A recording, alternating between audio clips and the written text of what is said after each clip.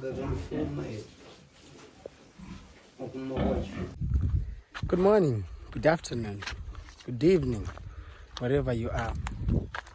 We are here today on another episode. I want to share with you the biggest cost in pig production. You know, growing pigs is like growing some eating machines. You see what I'm telling you? Eating. Those machines, they eat. I don't want to lie to you. They eat. They can spend millions, billions of your hard-earned cash if you are not wise. So, let's talk about the biggest cost in pig production. The biggest cost in pig production is basically feed. That's the biggest cost. To be precise, it occupies about 80%, excluding other costs that we can put in consideration. But to my own experience, it's more than 80% because of reasons that I'll explain in this video. So, hang up, click the subscribe button, click the like button, click share, and sit down. We want to continue. All right, let's talk about feed. Feed is the greatest. Sorry for repeating that word. I'm trying to put an emphasis on it. Feed is the biggest cost in pig production. It occupies the greatest part. What happens is this one. From the day the pig is born, every weight that it gains, every gram that it gains, it comes from the feed that it eats every day. So you realize that an adult pig consumes an average of about 3 kgs per day. 3 kgs per day, 3 kgs per day. Even here in Zimbabwe, when we try to cut some corners, we give them about 2 kgs, 2.5 kgs. But you realize that the performance that it will have by the end of the day, you realize that it's poor in terms of how it should operate and basing on the quality of the feeds that most farmers provide for their pigs. You see that the 2.5 and 2 kgs, they're just made up of substandard feed like residuals from breweries, and then you take the maize crushes they get from grinding mills. Let me tell you about that maize crush that they get from grinding mills. That maize crush is nonsense. Trust me when I say it's nonsense.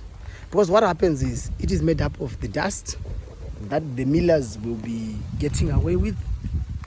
All those things that are to be falling down, maize cobs, and all those things, they are not that rich in terms of the mineral and the nutrient composition of the maize.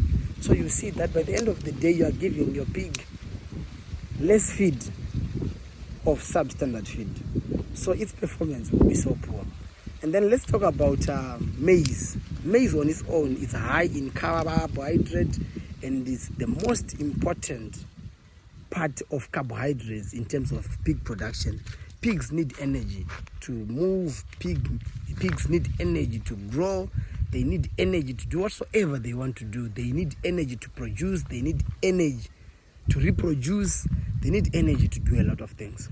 So if you give them less carbohydrate, you're actually depriving them of the energy requirements that they need per day to operate normally. So what we do at my farm is we try so hard to cut corners, but at the same time maintaining the quality of the feed that we provide for our pigs. We always do the best, and for us to cut those costs in terms of carbohydrates, I want to show you something that we always do. As you can see in the video there, I'm trying to turn it into a panoramic view so that you see what we do. This is actually maize. We actually grow our own maize, and then this year is our first. So this is the maize that we have grown, and then far there we don't have anything yet. They are preparing to put beans there, and then we'll plant beans, and then very soon we'll be selling beans. We wanted to try soya beans, but we are not yet ready to grow soya beans. As you know, farming is something that you need to do when you are actually informed of what you are doing.